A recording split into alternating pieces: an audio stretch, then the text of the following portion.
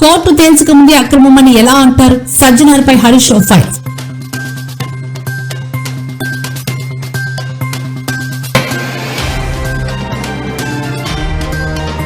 Phone tapping case విచారణపై కవిత కీలక వ్యాఖ్యలు.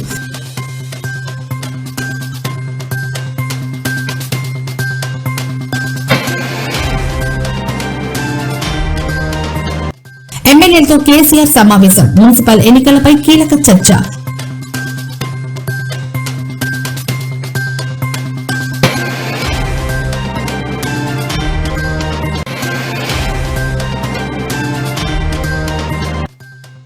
వైసీపీపై Chandrababu fire. రాష్ట్రంలో హింసను ప్రేరేపించాలని చూస్తోందంటూ ఆగ్రహం.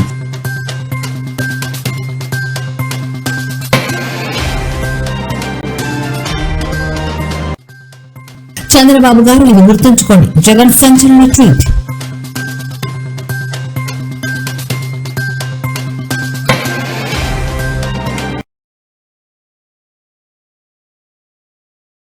ఫోన్ ట్యాపింగ్ కేసు దర్యాప్తు చేస్తున్న సిట్ ప్రత్యేక దర్యాప్తు బృందం చీఫ్ వీసీ సజ్జన తీరుపై బీఆర్ఎస్ సీనియర్ నేత మాజీ మంత్రి హరీష్ రావు తీవ్రస్థాయిలో విమర్శలు గుప్పించారు. న్యాయస్థానం తుది తీర్పు ఇవ్వకముందే ఫోన్ ట్యాపింగ్ ను అక్రమమని అధికారికంగా ఎలా ప్రకటిస్తారని ఆయన ప్రశ్నించారు. సిట్ చీఫ్ హోదాలో ఉన్న వ్యక్తి ఇలాంటి వ్యాఖ్యలు చేయడం చట్టబద్దంగా నిలవదని, ఇది తీవ్ర ఆందోళన కలిగించే విషయమన్నారు. ఈ అంశంపై హరీష్ రావు మాట్లాడుతూ రాజ్యాంగబద్దమైన ప్రజాస్వామ్యంలో ఒక ఆరోపణ నేరమని తేల్చాల్సింది న్యాయస్థానం మాత్రమే అని అన్నారు. రాజ్యాంగంలోని ఆర్టికల్ 21 ప్రకారం నిందితుడు నిరపరాధి అనే భావన ప్రాథమిక సూత్రమని, దీన్ని విమర్శించరాదన్నారు. దర్యాప్తు చేయడం మాత్రమే పోలీసుల విధని, విచారణ దశలోని ఒక చర్యను చట్టవిరుద్ధమని ప్రకటించడానికి వారేమీ న్యాయమూర్తులు కాదని హరీష్ రావు అభిప్రాయపడ్డారు. అరే మొన్న చూసినాం కదా, ఆయన పేరేంది, మన ఏఐసిసి నాయకులు సంపత్ కుమార్ గారు డైరెక్ట్ కాంట్రాక్టర్నే బెదిరించేసిండు. 8 కోట్లు ఇస్తావా అని పేపర్లలో చదివినాం మనం. 8 కోట్లు ఇచ్చేదాకా కాదు అని వాళ్ళను కొట్టుడు, బండ్లు గుంజుకునుడు. కాంట్రాక్టరే స్వయంగా పోలీస్ డిపార్ట్మెంట్ కు కంప్లైంట్ ఇచ్చిండు కదా. ఏది యాక్షన్, ఏది సిట్, ఏది? మా జర్నలిస్టులను వేధించడానికి సిట్టు, ప్రతిపక్ష పార్టీ బీఆర్ఎస్ ను వేధించడానికి సిట్ల మీద సిట్లు, కమిషన్ల మీద కమిషన్లు. మరి వీటి మీద సిట్లేవి, కమిషన్లేవి? నేను అడుగుతున్నా. కాకి బుక్ అందరికీ సమానమే అని నీతులు చెప్పే డీజీపీ శోధర్ రెడ్డి గారు, మీ కాకి బుక్ కాకెత్తుకపోయిందా? ఎక్కడ పోయింది? కాంట్రాక్టర్ డైరెక్ట్ గా పోలీస్ స్టేషన్ లో కంప్లైంట్ ఇస్తే ఇప్పటికి ఎందుకు అరెస్ట్లు అయితలేవు? ఏమైంది కాకి బుక్? సజ్జనార్ బాగా మాట్లాడినావు కదా, మొన్న జర్నలిస్టులను బెదిరించినావు కదా. ఎమర్జెన్సీ ఉంటే మీరు ఇక్కడ ఉంటారా, నేను మీతో మాట్లాడతానా, మీరంతా జైల్లో ఉంటారని జర్నలిస్టులనే బెదిరించే ధోరణితో మాట్లాడినావు కదా. ఏమైంది నీ రూల్ బుక్? సజ్జనార్, నీకు ఇవేం కనబట్టలేవా? ఈరోజు పోలీసుల పైన, యంత్రాంగ పైన, ప్రభుత్వం పైన చాలా అంటే చాలా స్టేట్మెంట్ ఇస్తున్నారు. ఇప్పుడే వస్తే ముందు కూడా లైవ్ లో చూశాను. చాలా అంటే చాలా విమర్శ చేస్తున్నారు. ఏదో నిరంకుశ ప్రభుత్వము, లేదంటే ఎమర్జెన్సీ వస్తుంది. ఎమర్జెన్సీ ఉంటే మీరందరూ ఉండేవాళ్ళ? ఈరోజు మీ అందరితో మాట్లాడేవాడు, మీ అందరు కూడా లోపల ఉండేవాళ్ళు. సో అది అర్థం చేసుకోవాలి. చట్టం తను పని చేస్తుంది. డెఫినెట్లీ చట్ట భాగంగా ఏమైనా మనం డెఫినెట్లీ పోతాను, మనము అక్కడ సెర్చ్ చేస్తాను, కావాల్సిన వాళ్ళు అరెస్ట్ చేస్తాను, చట్టం ముందు పెడతాను, అప్పుడు చట్టం చూసుకుంటుంది. సో అందుకు ఎవరు కూడా మీరు విమర్శ చేయవచ్చు, కానీ వాళ్ళు చరిత్ర హాని చేయడం కానీ వాళ్ళపైన ఏం ఆధారం లేకుండా చేయడం చాలా బాధము. డెఫినెట్లీ చట్టం తన పని చేస్తుంది. తెలంగాణలో సంచలనం సృష్టించిన ఫోన్ ట్యాపింగ్ కేసుపై జాగృతి అధ్యక్షురాలు కల్వకుంట్ల కవిత కీలక వ్యాఖ్యలు చేశారు. ట్యాపింగ్ వ్యవహారంలో విచారణ తొందరగా ముగించి దోషులకు శిక్ష పడేలా చేయాలని డిమాండ్ చేశారు. ఫోన్ ట్యాపింగ్ కేసును సిట్ విచారిస్తున్న విషయం తెలిసిందే. ఈ కేసులో అధికారులకు సహకరించేందుకు తాను సిద్దమన్నారు. అధికారులు పిలిస్తే తాను విచారణకు హాజరవుతానని కవిత అన్నారు. ఈ మేరకు ఈ రోజు ఉదయం హైదరాబాద్ లో నిర్వహించిన మీడియా సమావేశంలో కవిత మాట్లాడుతూ ఫోన్ ట్యాపింగ్ కేసు విచారణ మొదలై 2 సంవత్సరాలు గడిచిందని అన్నారు. విచారణ సుదీర్ఘంగా కొనసాగడంపై విమర్శలు గుప్పించారు. విచారణ ఇంకెప్పుడు ముగుస్తుందని, దోషులను ఎప్పుడు శిక్షిస్తారని ప్రభుత్వాన్ని ప్రశ్నించారు. విచారణ జరుగుతుంది కదా. The investigation is going on. Let it go. The investigation should happen in more transparent way. So I have nothing to do with it. I'm like you, waiting for the result. I am hoping that this entire phone tapping thing will be concluded somewhere or the other. చట్టానికి ఎవరు కూడా అతీతులు కాదనడానికి మాత్రం మనము ఆలోచన చేసుకోవాలి. Same thing నిన్న కేసీఆర్ గారిని phone tapping పిలిచిన తర్వాత కూడా మళ్ళా వర్కింగ్ ప్రెసిడెంట్ కేటీఆర్ గారు మాట్లాడుతూ అనేకమైన అంశాలు చెప్పారు. విచారణకు పిలవడం నేరము, ఘోరము అన్నట్టుగా మాట్లాడినారు. నేనేమంటున్నా, ప్రజా జీవితంలో ఉన్నప్పుడు అనేకమైన అంశాలు ఉంటే వాటి కాన్సిక్వెన్సెస్ ఫేస్ చేయాల్సి వస్తుంది. సో ట్రాన్స్పరెంట్గా విచారణ కొనసాగడానికి అందరం కూడా సహకరించి ఈ అంశాన్ని ఎంత తొందరగా క్లోజ్ చేస్తే అంత మంచిది. అసలు మమ్మల్ని విచారణకే పిలవద్దు అన్నట్టు మాట్లాడుతుంది. అసలు ఆ సిచ్యువేషన్ ఎందుకు వచ్చింది?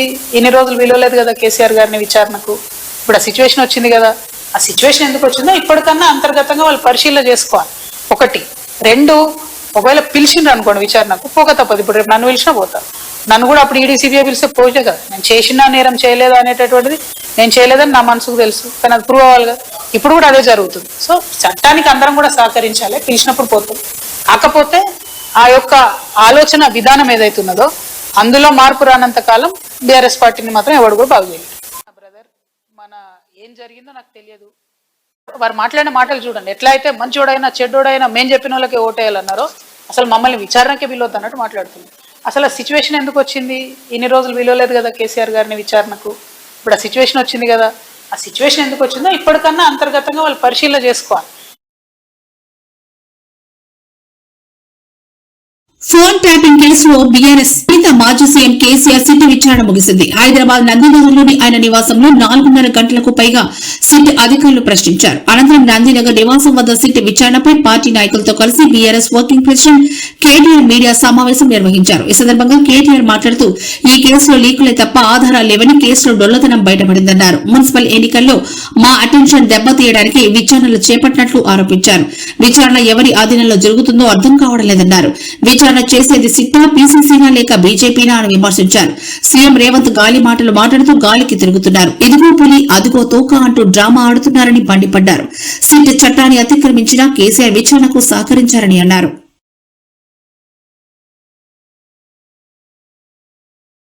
గౌరవించలేదు, కానీ మేము ఒక బాధ్యత గల పార్టీగా, తెలంగాణ ప్రజల గొంతుగా, తెలంగాణ ప్రజల ప్రతినిధిగా పెద్దలు కేసీఆర్ గారు ఈరోజు సిట్ చట్టాన్ని గౌరవించకపోయినా, రాష్ట్ర ప్రభుత్వం ఆడిచ్చినట్టు ఆడుతున్నా, కేసీఆర్ గారు మాత్రం చట్టం మీద న్యాయం మీద ఉన్న గౌరవంతో పూర్తి స్థాయిలో ఇవాళ విచారణకు సహకరించి, ఆయనకు నిజానికి ఇక్కడ రావాల్సిన అవసరం లేదు. తాను నివాసం ఉండే చోటే నేను విచారణకు హాజరవుతాను అని చెప్తే ఏ కోర్టు అయినా వెంటనే తీర్పిస్తుంది, ఎందుకంటే గతంలో ఎన్నో ప్రెసిడెంట్స్ ఉన్నాయి. కానీ కేసీఆర్ గారు మాత్రం తాను ఏ తప్పు చేయలేదు కాబట్టి, మేము ఏ తప్పు చేయలేదు కాబట్టి నిజాయితీగా ఈరోజు వారు రావాల్సిన అవసరం లేకున్నా, అవసరమైతే న్యాయస్థానాన్ని ఆశ్రయించే అవకాశం ఉన్నా, చట్టాన్ని గౌరవించే ఒక రాజ్యాంగబద్దమైన పదవిలో ఉన్న గౌరవ ప్రతిపక్ష నాయకుడిగా, తెలంగాణ తొలి ముఖ్యమంత్రిగా, గౌరవ ప్రజాప్రతినిధిగా వారు ఈరోజు సిట్ కి సంపూర్ణంగా సహకరించారు. వారు అడిగిన ప్రతి ప్రశ్నకి స్పష్టంగా కుండబద్దలు కొట్టినట్టుగా సమాధానం ఇచ్చారు. ఫోన్ ట్యాపింగ్ కేసులో సిట్ విచారణ ముగిసిన అనంతరం కేసీఆర్, కేటీఆర్, హరీష్ రావులతో సమావేశమయ్యారు. అనంతరం నందినగర్ నివాసం నుంచి పార్టీ కార్యకర్తలకు పిడికిని చూపించి అభివాదం చేశారు. తాజాగా బీఆర్ఎస్ ఎమ్మెల్యేలతో కేసీఆర్ సమావేశమయ్యారు. ఈ సమావేశంలో 10 రోజుల్లోనే రాష్ట్రంలో జరగబోయే మున్సిపల్ ఎన్నికలపై చర్చించి దిశానిర్దేశం చేశారు. గ్రౌండ్ లెవెల్లో పార్టీ బలంగా ఉందని, బరిలో రెబల్స్ లేకుండా చూసుకోవాలని ఎమ్మెల్యేలకు సూచించారు. ఉమ్మడి రంగారెడ్డి జిల్లాలో పార్టీ బలోపేతమవుతుందని, త్వరలోనే పార్టీలో చాలా మంది చేరతారని తెలిపారు. ఎమ్మెల్యేలతో సమావేశం ముగిసిన అనంతరం నందినగర్ నుంచి ఎర్రవల్లి వ్యవసాయ క్షేత్రానికి కేసీఆర్ బయలుదేరారు.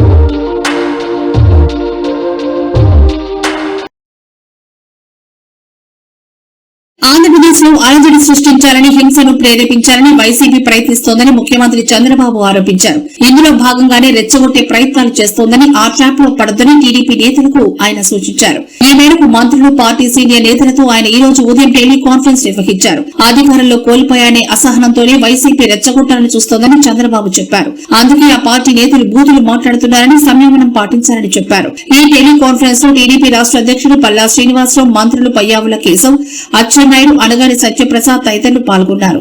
వైసీపీ రెచ్చగొట్టే చర్యలకు దిగుతోంది అన్న చంద్రబాబు ఆ పార్టీ ఉచ్చులో పడి టీడీపీ శ్రేణులు సమయం కోల్పోకుండా చూసుకోవాల్సిన బాధ్యత సీనియర్ నేతలదని చెప్పారు.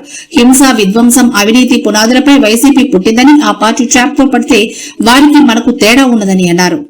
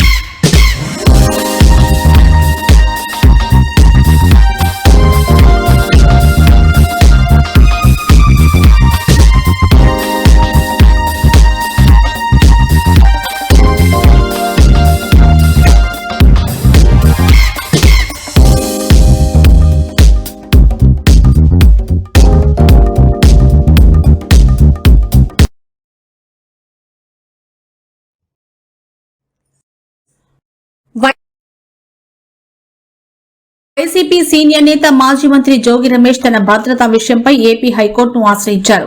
కృష్ణా జిల్లా ఇబ్రహీంపట్నంలోని తన నివాసంపై టీడీపీ కార్యకర్తలు దాడి చేశారని ఆరోపిస్తూ తనకు భద్రత కల్పించాలని కోరుతూ ఆయన లంచ్ మోషన్ పిటిషన్ దాఖలు చేశారు. మరోవైపు ఆయన కుమారుడు జోగి రోహిత్ కుమార్ కూడా హైకోర్టులో మరో లంచ్ మోషన్ పిటిషన్ వేశారు. తమ ఇంటిపై దాడి జరిగే అవకాశం ఉందని పోలీసులకు ముందుగానే సమాచారం ఇచ్చినా వారు స్పందించలేదని రోహిత్ తన పిటిషన్లో ఆరోపించారు. గుంపులుగా వచ్చిన వ్యక్తులు దాడి చేస్తుంటే అక్కడే ఉన్న పోలీసులు నిలవరించకుండా కేవలం ప్రేక్షక పాత్ర పోషించారని ఆయన పేర్కొన్నారు. తమకు తమ కుటుంబ సభ్యులకు ప్రాణహాని ఉందని, వెంటనే భద్రత కల్పించేలా ఆదేశాలు జారీ చేయాలని కోరారు. దాడికి సంబంధించిన ఫోటోలు, వీడియోలను ఆధారాలుగా కోర్టుకు సమర్పిస్తున్నట్లు పిటిషన్లు తెలిపారు. ఈ రెండు పిటిషన్లపై ఉన్నత న్యాయస్థానం కాసేపట్లో విచారణ జరపనుంది.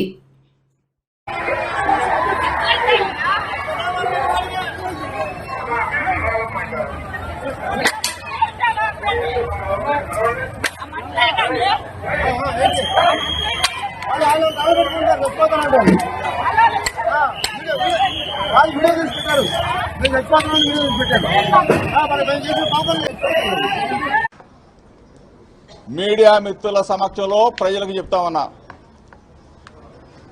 రేపు నా మీద ఎటువంటి ఇబ్బంది జరిగినా, నా మీద ఎటువంటి దాడి జరిగినా, లేకపోతే నన్ను ఏ విధమైన చిత్రహింసలకు గురి చేయాలని చూసినా ఒకటే చెప్తా ఉన్నా, లోకేష్ అనే వ్యక్తి నా మీద దాడి చేయాలన్నా, నన్ను మట్టు పెట్టాలన్నా, నా ఇంటిని దహనం చేయాలన్నా దీని అంతటికీ కారణం కూడా లోకేషేనని చెప్పేసి మీడియా మిత్రుల సమక్షంలో చెప్తా ఉన్నా, ప్రజలకు చెప్తా ఉన్నా. అంటే అరాచక ప్రభుత్వం నిన్నటి నుంచి ఏ విధంగా రాష్ట్రంలో వైఎస్ఆర్ కాంగ్రెస్ పార్టీ నాయకుల మీద, కుటుంబ సభ్యుల మీద, నివాసాల మీద ఏ విధంగా దాడి జరుగుతుంది మీరు అందరూ కూడా సభ్య సమాజం ముందు చూస్తూ ఉన్నారు. ఇప్పుడు ఈ క్షణంలో ఇబ్రహీంపట్నంలో ఉన్న నా ఇంటి మీద చంద్రబాబు నాయుడు కొడుకు లోకేష్ ఇద్దరు కూడా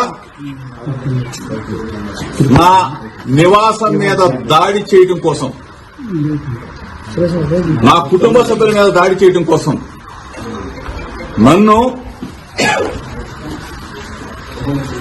ఏదైనా చేయాలి, కిరాతకంగా చేయాలి, రాక్షస ఆనందం పొందాలన్న ఉద్దేశంతో ఇప్పుడు దాడి జరుగుతున్న దృశ్యాలను మీరు మీడియా మిత్రులు అందరూ కూడా రాష్ట్ర ప్రజలందరూ కూడా గమనిస్తా ఉన్నారు. 83 రోజులు అన్యాయంగా అక్రమంగా ఒక ఫేక్ కేసులో చంద్రబాబు నాయుడు కొడుకు అన్యాయంగా ఇరికించి 83 రోజులు నన్ను జైల్లో పెట్టి నన్ను నా తమ్ముడిని రాక్షసానంద పొందారు. ఇది చాలేదా? ఇది చాలకపోగా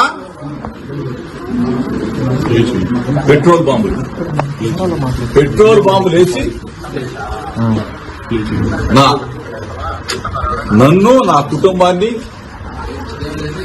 అంటే హతమార్చాలని చూస్తారా?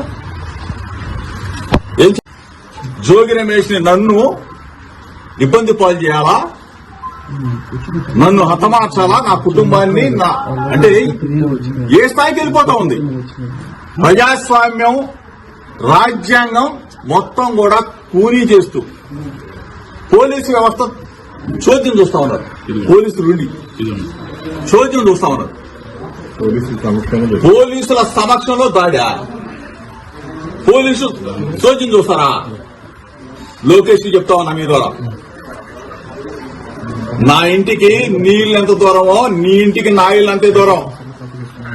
ఇవాళేమో సంబరపడుతున్నాయో, రాక్షస ఆనందం పొందుతానో హెచ్చరిస్తా ఉన్నా. మీడియా మిత్రుల ద్వారా చెప్తా ఉన్నా, రాష్ట్ర ప్రజల సమక్షంలో చెప్తా ఉన్నా, ఇది దుర్మార్గమైన చర్య. నేనేం చేశానా?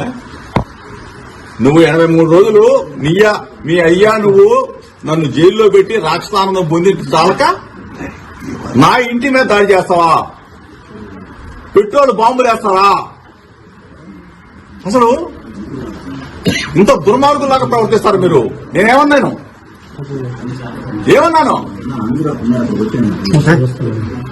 ఈరోజు మీరు చేసిన దుర్మార్గం మేమేదో భయపడతాననుకున్నామో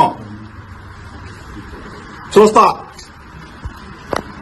నువ్వు నీ గోండాలని, నీ రౌడీలని, నీ పిక్ పాకెట్లని, బ్లేడ్ బ్యాచ్ ని, గంజాయి బ్యాచ్ ని విజయవాడ నుంచి, నలుమూల నుంచి నా ఇంటి మీద పంపిస్తావా? నీకు పిల్లలు లేరా? నీకు ఇల్లు లేదా? నీకు కుటుంబం లేదా? ఇవాళతో ఇది ఆగిపోతుంది అనుకుంటున్నావా? లోకేష్ చెప్తా ఉన్నా, నువ్వు ఇటువంటి రాక్షసానందాన్ని కదా నువ్వు తప్పైందని చెప్పకపోతే ఇటువంటి పనికి మారిన పిల్ల చేష్టలకి జోగి భయపడ్డావు. చిన్నప్పటి నుంచి రాజకీయాల్లో ఉన్నా నీ పిల్ల చేష్టలకి, నీ వెర్రి చేష్టలకి చేశారన్న ఆరోపణలపై గుంటూరు పోలీసులు ఆయన్ను అరెస్ట్ చేశారు. ఈ క్రమంలో ఆయన కోర్టులో ఆదివారం హాజరుపరిచారు. అనంతరం సోమవారం తెల్లవారుజామున రాజమండ్రి సెంట్రల్ జైలుకు రాంబాబును పోలీసులు తరలించారు. జైలు నిబంధనల ప్రకారం కఠినంగా వ్యవహరించిన అధికారులు అంబటి రాంబాబు కోసం కుటుంబ సభ్యులు పంపిన దుస్తులను సంచిలో పంపేందుకు సైతం అనుమతించలేదు. అంతకుముందు కోర్టులో తన గోడును వెళ్లబోసుకున్న అంబటి తనను పోలీసులు శారీరకంగా ఇబ్బంది పెట్టారని ఆవేదన వ్యక్తం చేశారు. ఏదేమైనా ఒకప్పటి మంత్రిని అత్యంత వేగంగా రాజమండ్రి జైలుకు తరలించడం రాష్ట్ర వ్యాప్తంగా చర్చనీయాంశమైంది.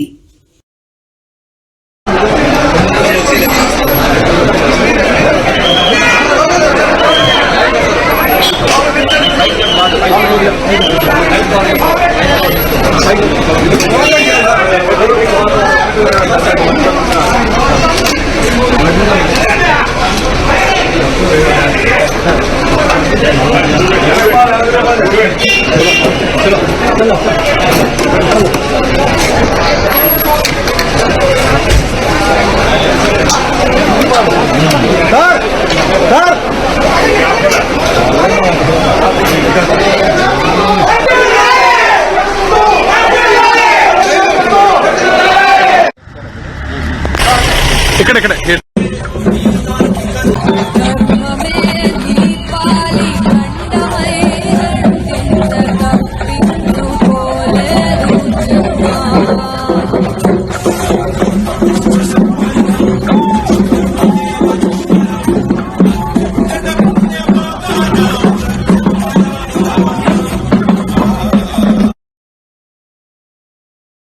తప్పుల్ని ప్రశ్నిస్తుంటే కూటమి ప్రభుత్వం జీర్ణించుకోలేక తమ పార్టీ నేతలపై వారిళ్లపై దాడులు చేస్తోందని వైఎస్ఆర్సీపీ అధ్యక్షుడు ఏపీ మాజీ సీఎం వైఎస్ జగన్ ఫైర్ అయ్యారు. ఈ మేరకు ఆయన ఎక్స్ లో చంద్రబాబుకు సున్నితమైన హెచ్చరిక చేశారు. ప్రజాస్వామ్యంలో మీరు చేసిన తప్పుడు ఆరోపణలు తప్పని, ఏకంగా కేంద్ర ప్రభుత్వానికి చెందిన ల్యాబులు ఎన్డీటీపీ ఎన్డీఆర్ఐ నిర్ధారణ చేసిన తర్వాత మీరు చేసిన ఆ తప్పులకు మిమ్మల్ని ప్రశ్నిస్తే జీర్ణించుకోలేక అంబటి రాంబాబు, జోగి రమేష్ ఇళ్లకు మీరు నిప్పు పెట్టడం, ఆ దుశ్చర్యలతో భయాన్ని కలిగించారని మీరు అనుకోవడం మీ భ్రమేనన్నారు. ఆ ఇద్దరి ఇళ్లకు పెట్టిన నిప్పు మీరు మీ ప్రభుత్వానికి పెట్టుకున్నట్లేనని గుర్తుంచుకోవాలని పేర్కొన్నారు. అంబటి రాంబాబు, జోగి రమేష్ ఇళ్లకు పెట్టిన నిప్పు అరాచకానికి, ఆటవిక పాలనకు, జంగిల్ రాజ్ కు ప్రతీక అని తెలిపారు. కానీ ఈ నిప్పు ద్వారా ప్రజాస్వామ్యంపై రగిల్చిన మంటలతో పుట్టిన వేడి చంద్రబాబు సర్కార్ను దహించి వేస్తోందని జోషి చెప్పారు. నేను సృష్టించిన జంగిల్ రాజ్ భూస్థాపితం కాక తప్పదు. చరిత్ర చెప్పే సత్యం ఇది అని జగన్ చేసిన ట్వీట్ లో తెలిపారు.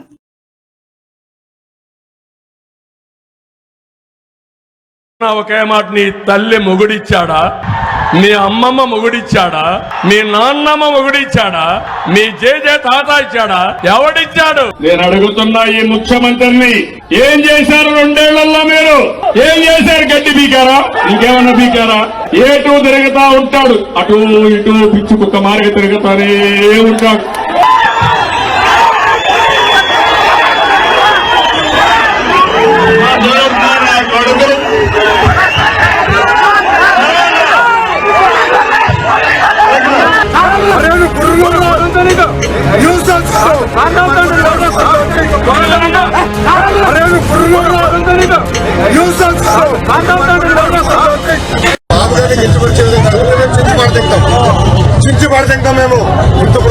సన్నబియ్య సన్నాసికి చెప్తున్నా, బ్రదర్ 9 నెలలు వచ్చేది మేమే.